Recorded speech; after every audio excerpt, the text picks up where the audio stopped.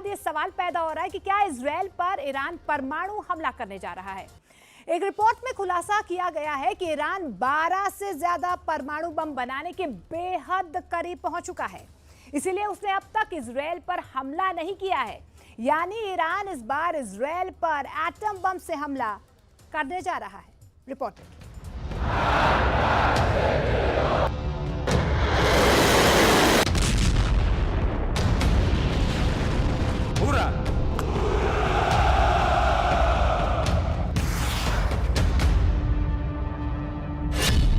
खौफ में Israel, Iran का एटम बम तैयार। बातें और दावे तो बहुत दिनों से हो रहे हैं कि ईरान इजरायल से हमास चीफ इस्माइल हानिया के बदला जरूर लेगा, लेकिन हमास चीफ हानिया की हत्या के 16 दिन बाद भी ईरान ने इजरायल पर एक भी गोली अभी तक नहीं चलाई है। आखिर ईरान इतना ज्यादा वक्त इजरायल पर हमला करने में क्यों लगा रहा है? इस सवाल का एक जवाब ये है कि ईरान इजरायल पर बहुत बड़ा परमाणु हमला करना चाहता है ताकि इजरायल को दोबारा हमला करने का मौका ही ना मिले। ईरान से जुड़े इस सनसनीखेज खबर ने इजरायल के होश उड़ा दिए हैं। प्रधानमंत्री नेतन्याहू से लेकर अमेरिकी राष्ट्रपति बाइडेन तक ईरान की एटमी तैयारी से भौचक्के रह गए हैं। इंटरनेशनल मीडिया में छन छन करा रही खबरों से पता चला है कि ईरान इजरायल पर बड़ा हमला करने से पहले एक जबरदस्त परमाणु धमाका करने जा रहा है ताकि इजरायल और उसके दोस्तों को साफ संदेश दिया जा सके कि अगर ईरान को इजरायल ने दूसरा गाजा बनाने की कोशिश की तो ईरान इजरायल को परमाणु बम की आग में भस्म कर देगा। जरा देखिए ईरान के परमाणु हमले को लेकर क्या तैयारियां चल रही हैं। खुफिया एजेंसी को भनक लगी है कि ईरान इस वक्त अंदर ही अंदर परमाणु बम से जबरदस्त हमला करने की तैयारी में जुटा है। दावा तो यहां तक किया गया है कि ईरान के सुप्रीम लीडर ने कुछ चुनिंदा टॉप कमांडरों को आदेश दे दिया है कि ईरान इजरायल पर एटम बम से हमला करना चाहता है। हालात ये हो गए हैं कि ईरान की परमाणु तैयारी को देखते हुए पीएम नेतन्याहू ने एक बड़ी मीटिंग की है जिसमें ये समझने की कोशिश की गई है कि अगर ईरान इजरायल पर परमाणु बम से हमला करता है तो इजरायल ऐसी स्थिति में अपने बचाव के लिए क्या क्या कदम उठा सकता है। दावा किया जा रहा है कि ईरान लगभग 12 परमाणु बम बनाने के बेहद करीब पहुंच चुका है, जो पूरे मिडिल ईस्ट के लिए बेहद खौफनाक है, खास तौर से इजरायल के वजूद के लिए। ईरान अपने बेहतरीन ड्रोन और मिसाइलों के लिए मशहूर है। दावा किया जाता है कि ईरान के पास लगभग 48 से ज्यादा ऐसे बंकर हैं जिसमें घातक मिसाइलें मौजूद हैं। दिक्कत यह है कि ईरान से इजरायल के बीच की दूरी 1700 से 2000 किलोमीटर तक है। ऐसे में इजरायल के पास एक ही रास्ता है कि उसे इजरायल पर हमला करने के लिए ऐसी मिसाइलें मिले जो इजरायल को एक ही हमले में दबा करके रख दे। इसी जरूरत को ध्यान में रखकर ईरान ने अभी तक इजरायल पर घातक हमला नहीं किया है, क्योंकि चीन और रूस ने ईरान को बड़े हमला करने से पहले पूरी तैयारी करने को कहा है। खास तौर से ईरान को 2000 किलोमीटर तक मार करने वाली ऐसी मिसाइलों से रूस और चीन लैस करना चाहते हैं जो इजरायल को बचने का मौका ही ना दे। यानी ईरान की राजधानी तेहरान से इजरायल के तेल अवीव पर सीधा और बड़ा हमला। राष्ट्रपति पुतिन, राष्ट्रपति शी जिनपिंग ईरान के supreme leader Ayatollah Ali Khamenei को साफ संदेश दे चुके हैं कि रूस और चीन आखिरी दम तक ईरान के साथ हैं। खबर है कि रूस ने अपने लड़ाकू परिवहन विमान से दर्जनों परमाणु क्षमता वाली मिसाइलें तेहरान पहुंचा दी हैं। दावा तो यहां तक किया जा रहा है कि अगर तेहरान ने इनमें से एक भी मिसाइल से इजरायल पर हमला किया तो इजरायल का विनाश कोई रोक नहीं सकता है।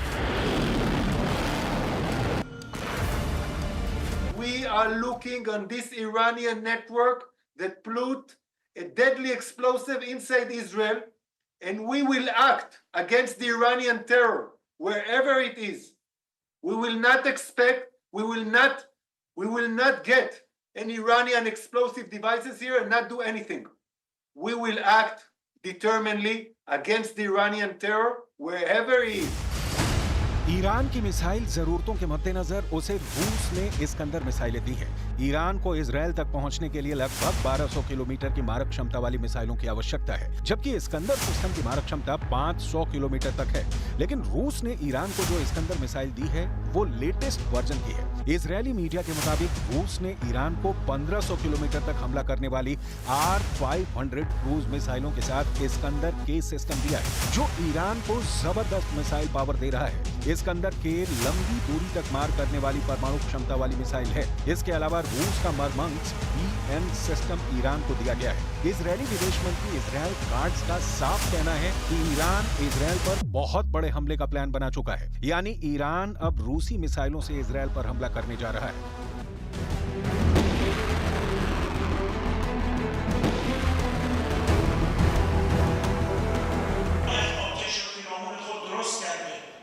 و فکر میکنه که میتواند کشورها را با ترور دانشمندان هسته‌ای را در خیابان‌ها ترور کنند تا یک کشور از دستیابی به انرژی هسته‌ای باز بماند. این مضحک‌ترین استراتژی است برای دستیابی به یک هدف سیاسی.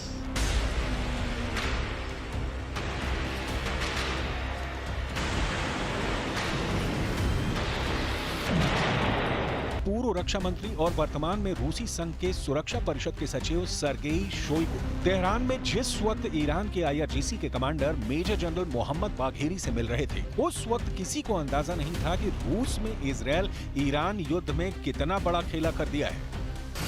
इजरायली मीडिया के दावों के मुताबिक ईरान की राजधानी तेहरान में गुप्त मीटिंग हुई है, जिसमें रूस ने तुरंत ही ईरान की सभी मांगे मान ली हैं। दावा किया गया है कि रूस की तरफ से पूर्व रक्षा मंत्री सर्गेई शोइगु ने IRGC के top commander major general Mohammad Bagheri की और उन्हें परमाणु क्षमता वाली मिसाइलें देने का रास्ता साफ कर दिया है। दावा किया जा रहा है कि राष्ट्रपति पुतिन के आदेश के बाद सैन्य परिवहन विमान IL-76 ने रूस से उड़ान भरी, जिसने ईरान के गुप्त ठिकाने पर रूसी इस्कंदर मिसाइलों को ईरान पहुंचा दिया है। इसके अलावा रूस ने ईरान को उपग्रह नेविगेशन सिस्टम मरमंग्स BNEWS भी दिया है। रूस की इस्कंदर परमाणु क्षमता वाली मिसाइल कुछ मिनट में ही तैयार की जा सकती है। इस मिसाइल के मिलने से ईरान अब इजरायल में घुसकर कभी भी इस्कंदर मिसाइल से हमला कर सकता है, जबकि रूस का उपग्रह नेविगेशन सिस्टम मरमंग्स BNEWS ईरान को ऐसी क्षमता देगा कि इजरायल के लड़ाकू जेट और मिसाइलें हमला तक नहीं कर पाएंगी। ईरान इस वक्त अपने परमाणु बंकर से मिसाइलों को तेजी से लेबनान और सीरिया में गुप्त ठिकानों तक पहुंचाने में जुटा है। IRGC के टॉप कमांडरों को साफ आदेश है कि कम से कम मूवमेंट की जाए। इजरायल के जासूसी नेटवर्क को चकमा देते हुए मिसाइलों को अड्डों पर पहुंचाया जाए। खबर तो ये भी है कि रूस के कुछ कमांडर गुप्त तरीके से ईरान की जबरदस्त मदद कर रहे हैं। इधर supreme leader Ayatollah Ali Khamenei ईरानी अखबार कहान में लेख लिखा है कि पिछली बार ऑपरेशन में ईरान ने इजरायल के सिर्फ कुछ ठिकानों को निशाना बनाया था, लेकिन अब इजरायल के अंदरूनी इलाकों जैसे तेल अवीव और हाइफा रणनीतिक केंद्रों पर हमला होगा। खामनेई ने ये भी लिखा है कि हानिया की हत्या में शामिल इजरायली अधिकारियों के घरों को निशाना बनाया जाएगा। इस बार का हमला बड़ा खतरनाक होगा, जिसे इंटरसेप्ट करना भी मुश्किल होगा। رژیم صهیونی جنایتکار و تروریست با این اقدام زمینه مجازات سختی را برای خود فراهم ساخت و خونخواهی او را که در حریم جمهوری اسلامی ایران به شهادت رسید وظیفه خود می‌دانید. इसी साल जनवरी में संयुक्त राष्ट्र के हथियार पर्यवेक्षकों ने चेतावनी दी थी कि ईरान के पास 12 परमाणु बम बनाने के लिए पर्याप्त मात्रा में यूरेनियम मौजूद है, जबकि ब्रिटिश मीडिया पोर्टल मिरर की रिपोर्ट में अमेरिकी भौतिक वैज्ञानिक और हथियार विशेषज्ञ डेविड अल्ब्राइट के हवाले से बताया गया कि ईरान ने यूरेनियम का 90% से अधिक समर्थन कर लिया है। अल्ब्राइट ने कहा कि ये एक सच्चाई है कि ईरान के वैज्ञानिकों के पास पृथ्वी पर प्रलय लाने वाले हथियार बनाने की जानकारी है। और रूस के कुर्स्क में कब्जा जमाने के बाद यूक्रेन ने वहां पर मिलिट्री ऑफिस भी खोल दिया है। यूक्रेन ने कुर्स्क में 24 घंटे के अंदर 52 फ्रंट पर रूसी फौज को परास्त कर दिया है। यूक्रेन के भीषण हमले के बाद पुतिन ने बेलगोरोद में इमरजेंसी लगा दी है। यूक्रेन बॉर्डर से लगे रूस के कई शहरों से लोगों को सुरक्षित शिफ्ट किया जा रहा है।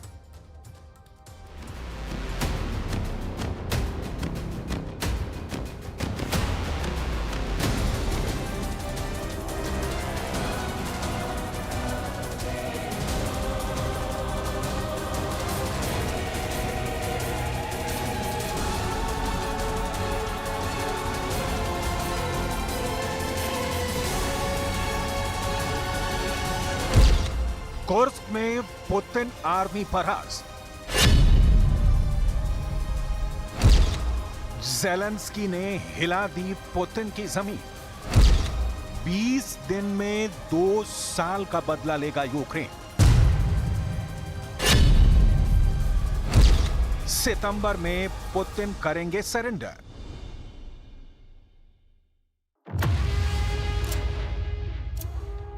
पासा पलट गया।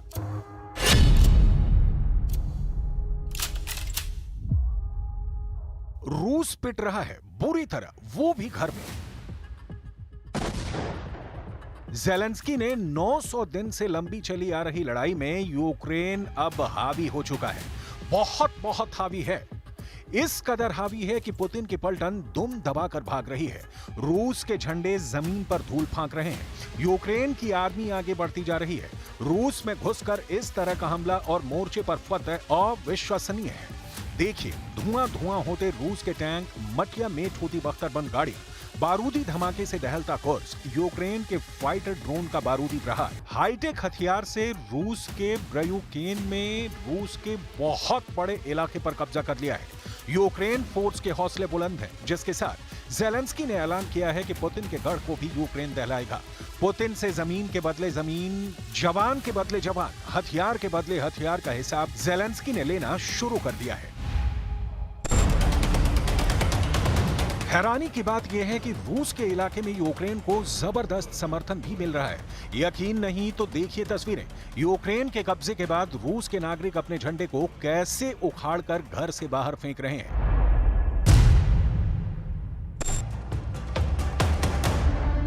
कुर्स्क की सुदझा सिटी में यूक्रेन के जवानों की ये तस्वीरें हैं, जहां यूक्रेन सेना पैदल मार्च कर रही है। रूस के झंडे को जगह जगह से उखाड़ फेंक रही है। ज़ेलेंस्की आर्मी की बख्तरबंद गाड़ियों का फ्लैग मार्च यहां भी जारी है। कुर्स्क में मिले शानदार नतीजों ने प्रेसिडेंट ज़ेलेंस्की का जोश हाई कर दिया है। ज़ेलेंस्की ने पुतिन को धमकी देकर अब कुर्स्क से बड़े और भीषण हमले के लिए तैयार रहने की वार्निंग दी है।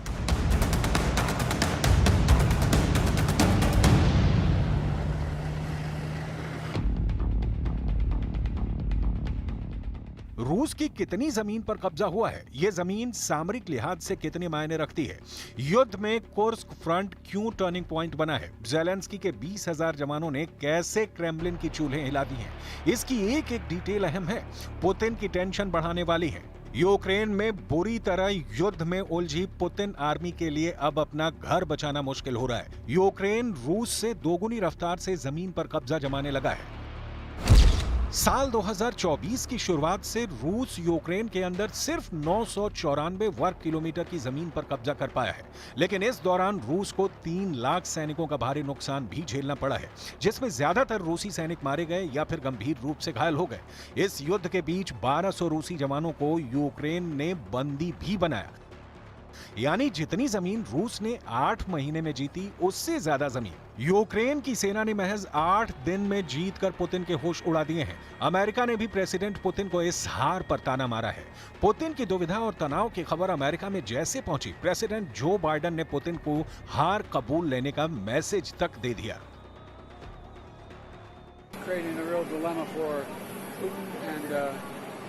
We've been in direct contact, constant contact with the Ukrainians. That's all I'm going to say about it while it's active. America की नजर है, पूरा साथ है, सुपर पावर की ही बनाई रणनीति है, उसी के दिए हथियार हैं, नाटो फोर्स की फुल पावर है। यूक्रेन ने रूस में जो कर दिखाया है, उसकी कल्पना भी पुतिन और क्रेमलिन ने नहीं की थी। कहां तो यूक्रेन अपनी जमीन नहीं बचा पा रहा था और कहां आज की तारीख में पुतिन के घर में घुसकर ढूंढ रहा है। ये सब अचानक हुआ कैसे? आगे ज़ेलेंस्की का प्लान क्या है? कहां तक यूक्रेन फोर्स झंडा फहराने के मिशन पर निकली है, ये बताएं। उससे पहले रूस का दम भी देखिए। कुर्स्क में मिलिट्री के पांव उखड़ने के बाद रूस ने हवाई हमले शुरू कर दिए हैं। रूस के जंगी जेट ने कुर्स्क के आसमानी अखाड़े में कई राउंड हमले किए हैं। हालांकि इन हमलों से यूक्रेन को किसी तरह का कोई नुकसान नहीं हुआ है। वहीं कुर्स्क में मिले झटके के बाद रूस ने यूक्रेन में इसकी खींच निकाली है। यूक्रेन के सुमी में रूस ने भीषण हमला कर भारी तबाही मचाई है। सुमी में रूस के हमले में रिहायशी बस्ती बर्बाद हो गई है।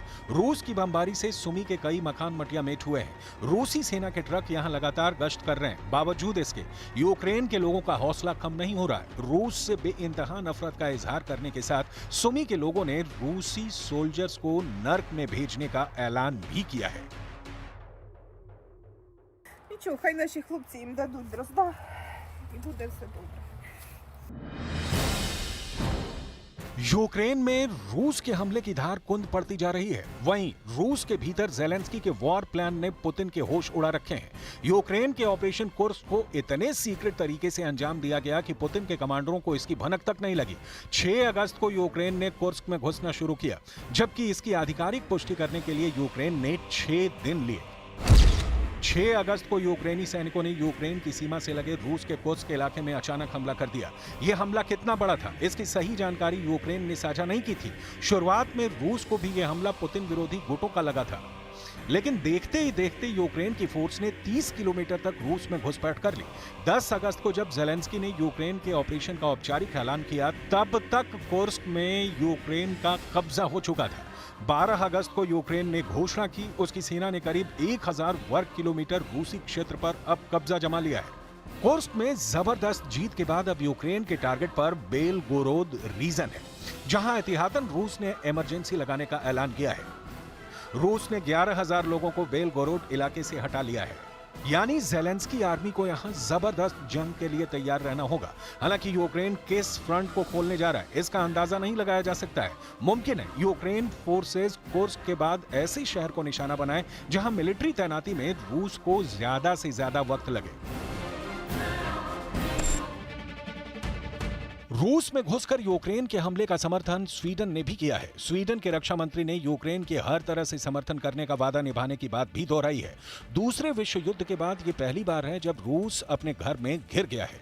प्रेसिडेंट पुतिन के लिए यूक्रेन से ज्यादा टेंशन अब अपने शहरों को बचाने की है। इसके साथ ही पुतिन ने अगर यूक्रेन फ्रंट में बड़े बदलाव किए तो जीती हुई सारी जमीन भी हाथ से निकलने का खतरा है। इसीलिए जितनी जगह यूक्रेन के हमले की आशंका है, वहां से रूसी नागरिकों को निकाला जा रहा है। रूस के ग्लुश्को जिले से बड़ी संख्या में लोगों को निकालने की तैयारी की जा रही है। कुर्स्क रीजन के ग्लुश्को जिले के कार्यवाहक गवर्नर एलेक्सी सिमेरनो ने टेलीग्राम पर यह जानकारी साझा की है। यूक्रेन सरहद से रूस के 20,000 लोगों को सुरक्षित जगह पर शिफ्ट किया जाएगा। रूसी सेना के प्रवक्ता ने ऐलान किया है कि रेड आर्मी यूक्रेन के दक्षिण में हमले जारी रखेगी। रूस अपने वॉर प्लान पर आगे बढ़ेगा, जिसका पहला मकसद डोनेस्क पर रूस का कब्जा है। फिलहाल पूरे यूक्रेन में रूस का कितना कब्जा है, ये जानिए। 900 दिन से चल रहे युद्ध में अब तक रूस दावा करता है कि उसके कब्जे में यूक्रेन का 18% हिस्सा है। रूस ने यूक्रेन में साल के औसतन 1000 किलोमीटर जमीन पर जीत हासिल की है। मतलब ये कि रूस आर्मी ने हर हथियार आजमाकर यूक्रेन के कई शहरों को खंडहर बनाकर भी वो जीत हासिल नहीं की जिसकी ख्वाहिश पुतिन को है।